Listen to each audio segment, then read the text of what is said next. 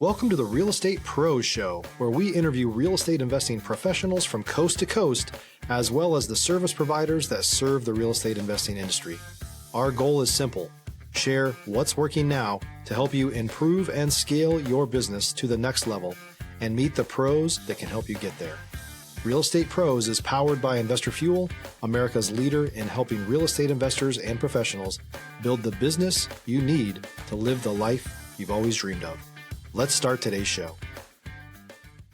Property insurance for real estate investors doesn't have to be difficult, but it does need to be there to protect you when you need it. MyInvestorInsurance.com not only provides insurance at 15 to 30% cheaper than traditional agencies, it's built specifically for real estate investors like you. You can set up an account in about 2 minutes, get quotes on properties, turn on and turn off insurance for your fix and flip or rental properties in around 2 minutes without having to talk to anyone directly, all through our portal. There's no better way or faster way to make sure you've got the coverage you need to protect you, and no more lengthy policies either. Once you're set up, you're billed monthly and prorated by the day for however long your policy is active. It's powered by MSI, the third largest independent MGA, with 1.5 million customers and more than $1 billion in cumulative premiums written. Get set up today in about 2 minutes at myinvestorinsurance.com/fuel. Hey folks, welcome back to the show. I'm your host, Dylan Silver, and today on the show I have Nick Sehy, real estate investor, entrepreneur, investing in the Detroit market, based out of Seattle himself. Nick, welcome to the show. Hey, good to be on here. Absolutely. Yeah. Before we hopped on here, I was talking about Seattle and the investors that I've spoken with in the Seattle area. But you have an interesting strategy. You're investing in Detroit based out of Seattle. Yeah. And I saw on your bio, if I read it correctly, in a tech background, software engineering background. So talk to us about how you got into the real estate space. Yeah, so I was previously a software engineer at Microsoft, getting out of college. So, I was 22, 23. And, I think within a couple years I realized like this isn't really, something that I want to do. And I think I started like many people just kind of wanting a different, path, like something that, like allows you to experience more and not be stuck in a 9 to 5. So at that point, I was doing a lot of BRRRRs. I started in 2020 just doing BRRRRs.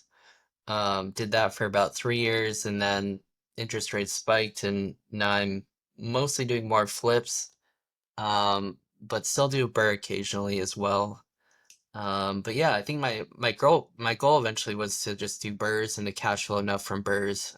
But now I'm doing well with flips, so that's So currently what I'm at. going from the engineering space to a real estate investor, did you have any mentors? Was it reading? Was it YouTube? How did you make the jump? Was it in your blood? Did you have family that was involved in it? Yeah, that's a good question. So my dad actually like does hates real estate. Every time I bring it up, he's like, "Yeah, I would never do what you do. Like, I hate tenants and everything." Yeah. So he like, and my mom has no clue. I mean, she's a pediatrician, but she's never like owned a rental property in her life. But what I read Scott Trench's. It's called Set for Life. So Scott is the CEO of Bigger Pockets. And from there, he talked about kind of house hacking and the power of real estate. And from there, I was kind of interested in like, like how can we do real estate without having to put 20% down? And like, it seems like why wouldn't I just put in the stock market? Right. But then at that point, I read David Green's BRRRR book. And then I was like, oh, well, wow, this makes more sense if I can just keep using the same capital every like 5 or 6 months. And then just like, it just is a snowball effect essentially. And Now, is then that burst strategy? I haven't done it myself. I've heard so many people talk about it, and this book by now is like almost uh 7 or 8 years old, yeah. I yeah, feel like it's been a while.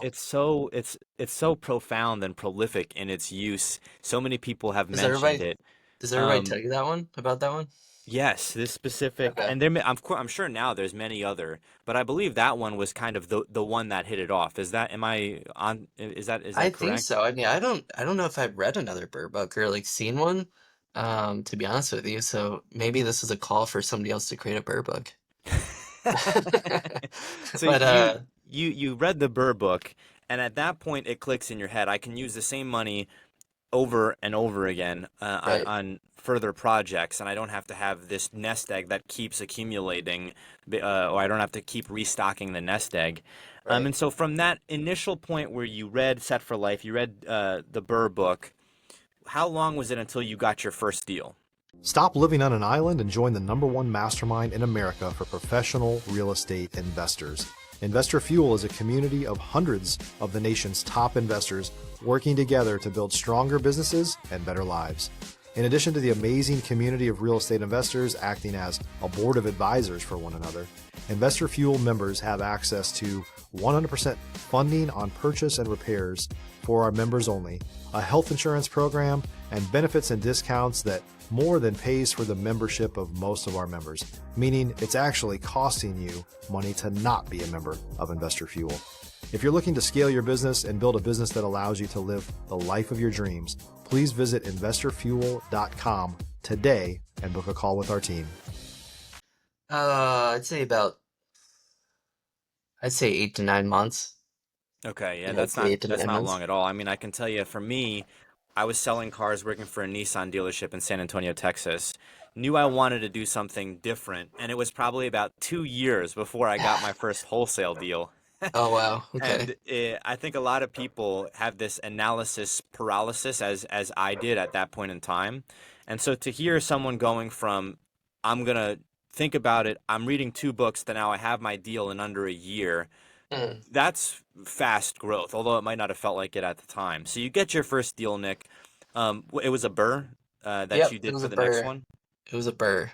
Um, so back it was back in 2020. And then I think it was January 2020, and then March 2020 is when COVID hit.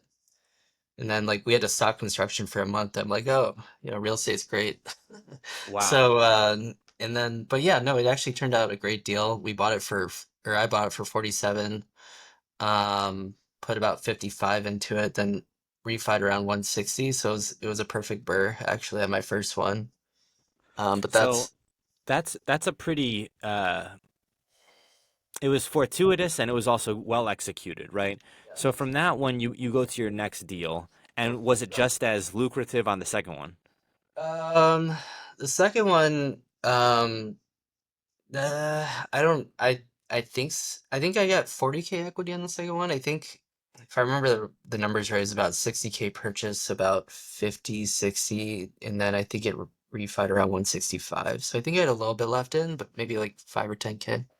So at that point, working for Microsoft, you have 2 properties at this point, and are you thinking in the back of your head, I'm going to keep working for Microsoft until my income from real estate replaces, or are you thinking I'm just going to do both and see what happens? I was kind of just thinking to do both and ride it out and see at what point, does it get to at what point does it get to, unmanageable territory? So that I just kept riding it out because I mean, we get a nice salary at Microsoft, obviously.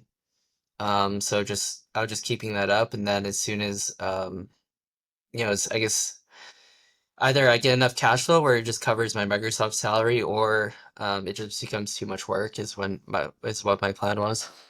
So, getting the second property under contract, then I'm imagining you're looking at other properties as well, and you're Mhm. using the BRRRR strategy. At what point did fix and flip come into play? 2023, like when I don't maybe you talk to other people, but like whenever the interest rates shut up, like there's a point like when the interest rates were like 2 or 3, like I didn't even have to do a rental analysis like to see like okay, like this thing's gonna cash flow because like like it was just like almost anything you touch was like $300 or $400 of profit no matter what. But then interest rates go up to like 7, 8%, and then you have to question like, do I really want to do all this work for break even slash lose money every month? Yeah, I mean, I've spoken with a number of investors about this specifically. People have different perspectives. I've spoken with some who draw a hard line. If I'm not profiting off of the rents, I'm not going to do it. Other people will say, well, if I know it's going to appreciate in the market, I might take some kind of a loss. But you're seeing, at this point, you're seeing that happen.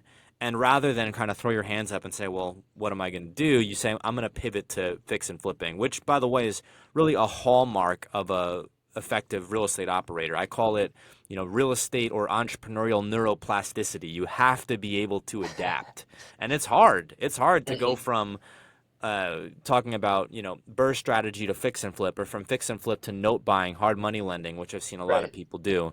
So you pivot at this point. So you're still managing.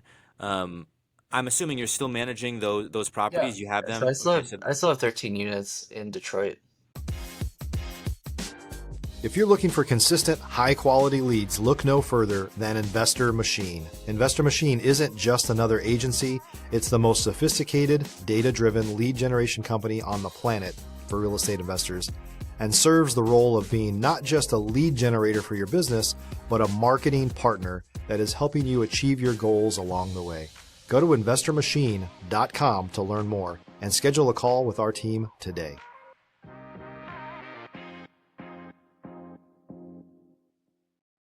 and then you move to the fix and flip strategy, which requires a whole other skill set, right? So let's walk through that first deal.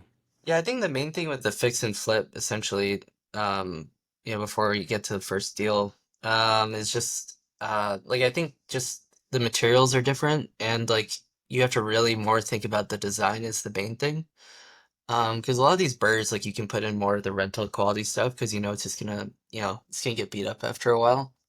Right. Um, but with the fix and flip, you're really trying to put in the lead stuff, if that makes sense. So that's kind of the So main you're difference. you're doing the fix and flip, and Yeah. I've worked on fix and flips as a contractor. I've done demo work. I've seen people do foundation, plumbing, electrical, and you go into these things, especially if it's a heavy flip, and you're like, wow, this is kind of remarkable what we're doing here. So you have this experience for the first time, and are you partnering with someone who's a contractor? How are you managing the work that's getting done here? So I'm trying to think of my first fix and flip because I was doing Burr forever. Um, I can think the first one I can think of is there's one in a historic district that I had to do. So it's so in Detroit there's a historic district of houses that were kind of built in the early 1900s, where really nice big kind of mansion type houses that are really close to each other. And it was the I remember the one mistake I made is that in these historic districts, you need before you change any of the exterior, you need to you need to basically ask the historic district, like even like you putting a different paint color on there, you have to ask the historic district. So what I did is they had this like really ugly porch, and I'm like, oh, okay, if I just match the neighbor's porch, I won't have any issues with the historic district. And they made a huge thing out of it. Yep. So I take out that porch for 4 grand, and then I put up the new, or so I take it down, put up a porch that matches the neighbor for 4,000. I start to get fined for that, and then then I have to go to this historic district meeting. And it's basically just a bunch of these 75-year-old people that don't have anything else better to do in their day. Um, they're good people, I'm sure. Um, but if you guys are hearing me, you guys have it. You guys, it's definitely good that you guys do your work. But but yeah, essentially, like they told me to put it back down, and I had to go back to what I previously had. So it cost me 8 grand to basically tear down the porch and put it back up. So that was the one mistake I made on my first fix and flip. Now, do you think I've gotten the sense from talking with people who do a lot of work with cities, and there's kind of two approaches. There's kind of a combative, and then there's also a let's create a win-win here. So, Mm, like historic districts, a lot of times these can be distressed, dilapidated properties, for lack of a mm, better term, and someone needs to come in and develop it, right, or right. modernize it in some way just to make it more livable, right, or livable. And Yeah. so, if do you think, hindsight being 2020, if you had gone in and said, "Hey, this neighbor has this porch, I'm more or less going to do the exact same thing. Can I do it?" They would have been like, "Yeah, go ahead," or it was just no, no matter what. No, it was no matter what. Like they were totally for the preservation. Like I brought that up in the argument. I'm like, hey, like I even brought a picture of the neighbor's one. Brought brought up the matching Porsche that I did, and they're like, nope, you have to put up the old one. It's like, all right. Well, so basically, like what they told me is like, before I make any exterior changes, just they gave me an email and just basically asked them before, and I have to like do a pre-approved. I have to do a design too and go to that meeting. So it's kind of painful, definitely. Yeah, I would imagine after that, did it change your buy box as far as maybe steering clear from historic, or did you continue buying in those Nope. areas? Nope. Just because that's where I see the highest margins in Detroit, so that's where I Okay. buy. Just you have to know the rules essentially. Like that's kind of what I'm playing. And the rules like really aren't that hard. Like I could have worked with that original porch, like try to figure out something. But I was just I don't know if it was stupid or I just like I was kind of like I was like oh I should have just done my homework. I think is the main point I'm trying to say. So from fix and flipping, you're continuing that fix and flip strategy for multiple flips in the historic district. You have your BRRRR portfolio that you have. At this point, are you still with Microsoft, or have you now replaced your income and are doing this full time?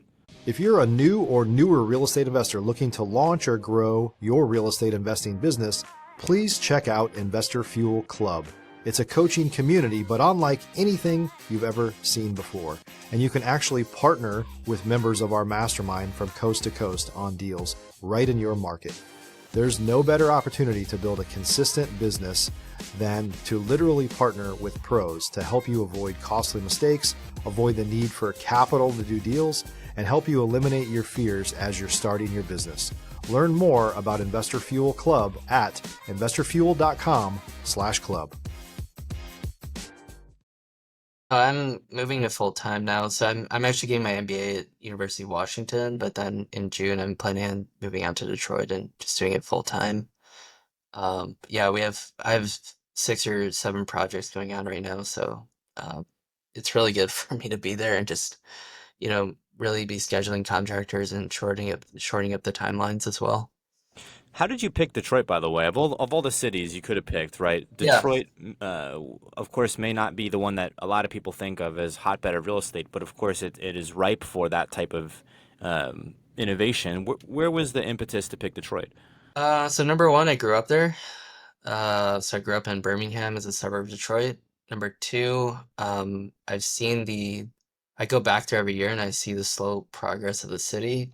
Like basically from when I left in 2008, from when now it's really changed. It's had really good leadership and really good investment from people like the owner of the Cleveland Cavaliers. He's basically bought up almost the entire downtown and transformed it.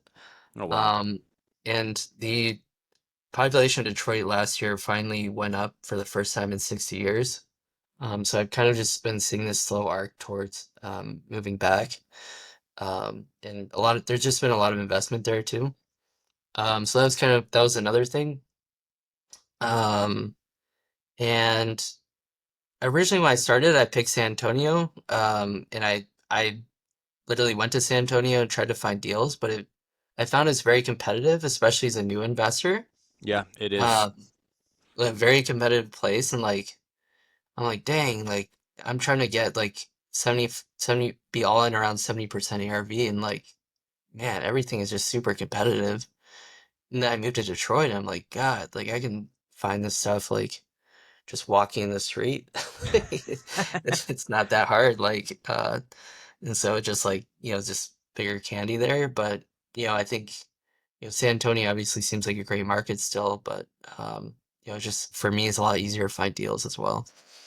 Yeah, no, San Antonio, I lived in San Antonio for 5 years, the better part of 5 years. And I actually moved from San Antonio to DFW because I found DFW is still, of course, very competitive and in many ways more competitive than San Antonio. But what I found specifically in San Antonio is that for entry level investors, specifically what I was doing with wholesale, there just didn't seem to be as many pieces of the puzzle that I could put together myself as someone in the entry space. There wasn't end buyers that were coming to me. There wasn't all these different mentoring opportunities, which there are there. Don't get me wrong. There's lots of people down there in San Antonio. But when I Mm. moved up here to DFW, it was just a huge paradigm shift. It was like this felt like the real estate hotbed of all things Texas. And Yeah. so you may have experienced some level of that, although we were on different sides. I was wholesale, you were burr and fix and flip. But pivoting a bit here, Nick. So for folks who are in the W-2, you have a software engineer background going to get your MBA. A lot of people think it's a zero-sum game. You have to either pick the real estate or you have to pick your career, because it's a lot of extra time that goes into running a fix and flip, or to managing tenants and so on and so forth. And of course, your perspective is going to be based on the software engineering space. What would be your advice to folks who are in that space and trying to think, well, I don't have anybody in my family who's in real estate. I don't really know about, we're talking about BRRRR, fix and flip, long-term hold, corporate housing, short-term Airbnb. Where do I start? And so what would be your advice to those folks? Um, I mean, I think it just for you, you have to, you have to figure out what you want. Like, if you want more of a turnkey stuff and you want to just keep growing the W-2, then maybe, yeah, maybe that's right for you, like less work. For me, I just didn't really see myself going, up the Microsoft chain, or it didn't really fit me what I wanted to do. And I knew that Burr was the fastest way to get out of that I personally saw. There's definitely a debate, like I could have done like Airbnb to get more cash flow or something, like now that I look back at it, but Burr was the, kind of the thing I started with.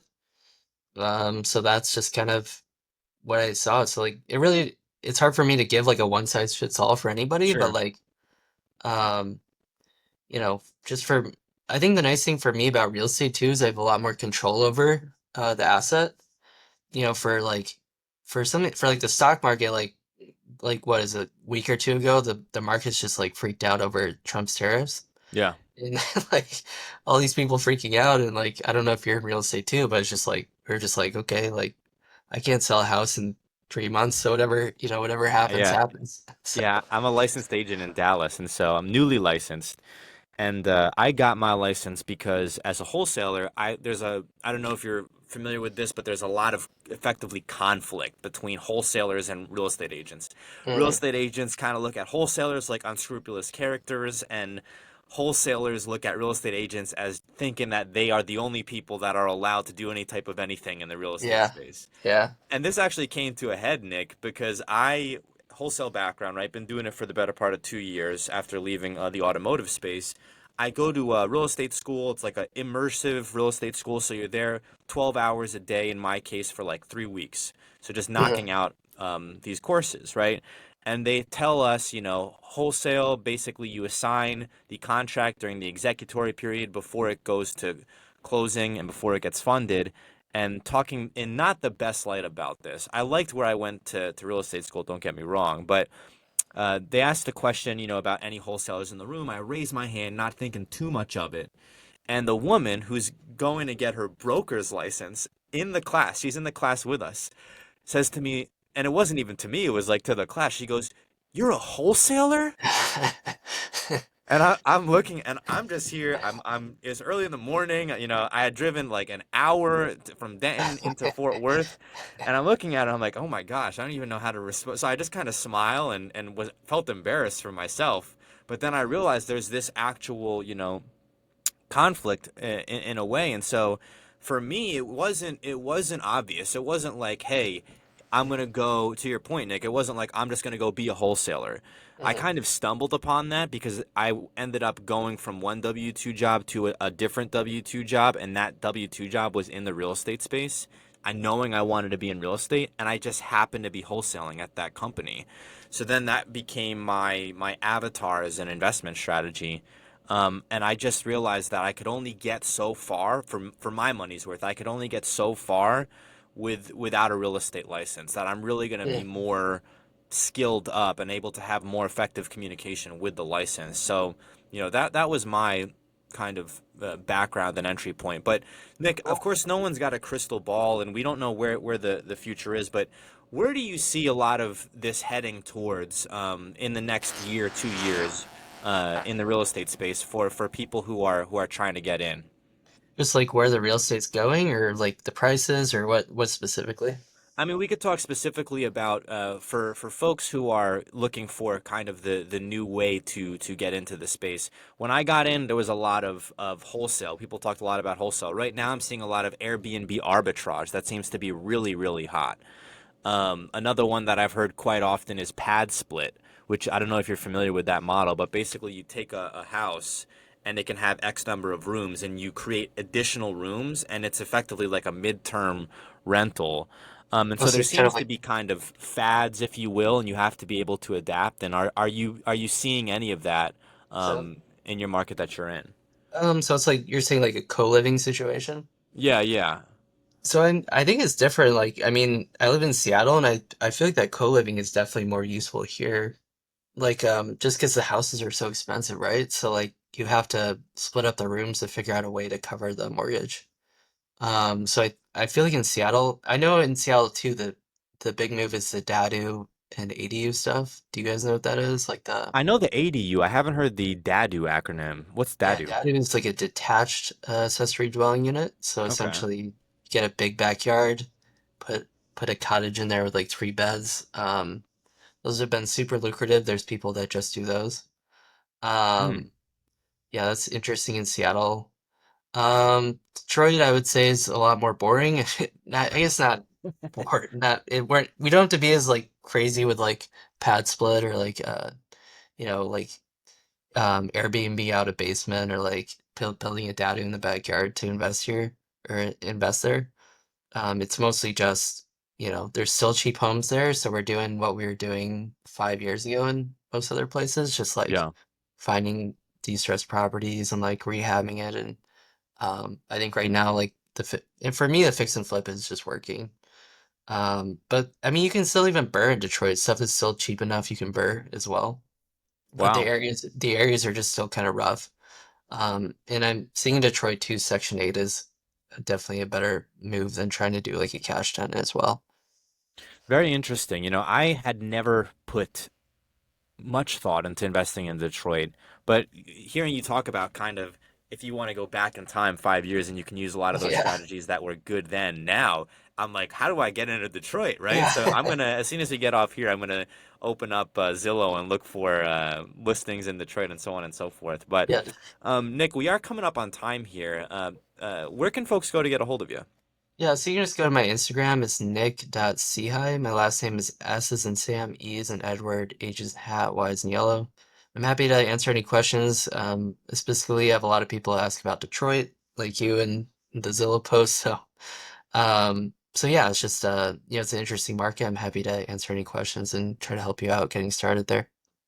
Nick, thank you so much for coming on the show, for talking with us about Detroit and your journey in the real estate space. Thanks for coming on, Nick. Yep, thanks, Dylan. Thanks for joining us for today's Real Estate Pros Show. You can learn more about the amazing benefits of the Investor Fuel Mastermind community, including surrounding yourself with hundreds of other rock stars, 100% financing for your deals, and members-only discounts from vendors you're likely already using that, as a member of Investor Fuel, will save you more than the cost of your membership. Visit investorfuel.com to learn more. If you're interested in joining us as a guest of this show, please visit investorfuel.com/pros to apply. You can also check the show notes for access to free resources, how to get access to world-class lead generation, and much more. Don't forget to subscribe so you never miss another episode. Have a great day. We'll see you on the next show.